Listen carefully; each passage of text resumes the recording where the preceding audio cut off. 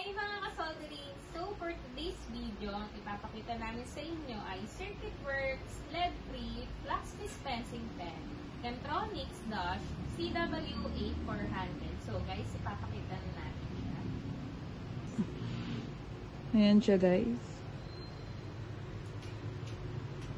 So what is the use of lead-free CW8400? The Circuit Works CW8400 lead-free flux pen is designed for applying flux in electronics assembly and repair, particularly in high-temperature, lead-free soldering applications. Here's a detailed breakdown of its uses. Number 1. Lead-free soldering. It applies a non-corrosive, halide-free, no-clean flux especially formulated for lead-free soldering processes.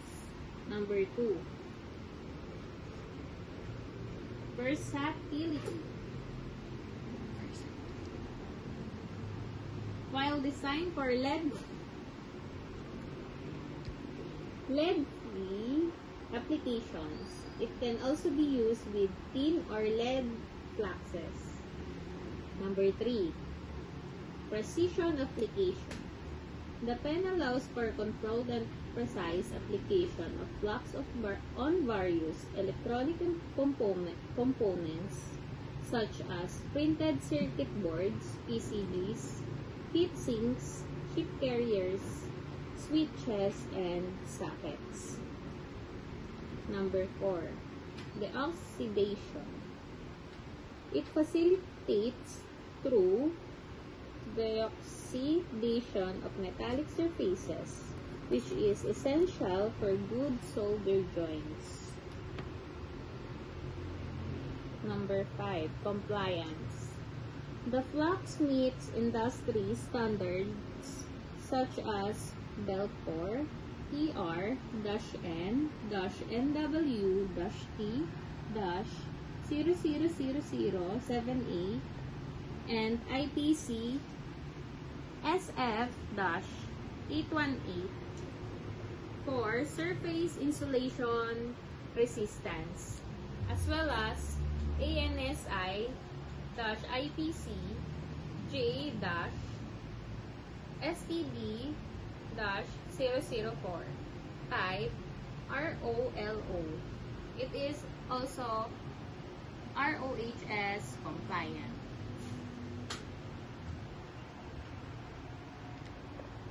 Number 6. Easy to remove. If necessary, the flux can be easily removed with a lead-free flux remover pen or a specialized flux remover. What are the common applications of CW8400? The Circuit Works CW8400 lead-free flux pen is commonly used in electronics assembly and repair for applying flux, especially in high-temperature, lead-free soldering. Here's a breakdown of its common applications. Number 1. Electronics assembly and repair. It is used for dispensing flux on electronic components, printed circuit boards, PCBs, heat sinks, chip carriers, switches, and sockets. Number 2. Lead-free soldering. It applies a non-corrosive halide-free, no-clean flux specifically designed for high-temperature lead-free soldering applications. Number 3.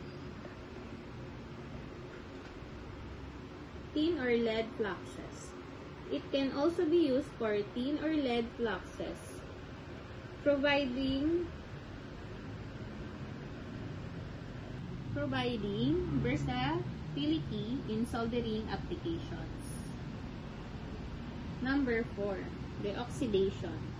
The pen facilitates through the oxidation of metallic surfaces, which is essential for achieving good solder joints. Number 5. Material compatibility. It is generally compatible with most material used in the electronics industry.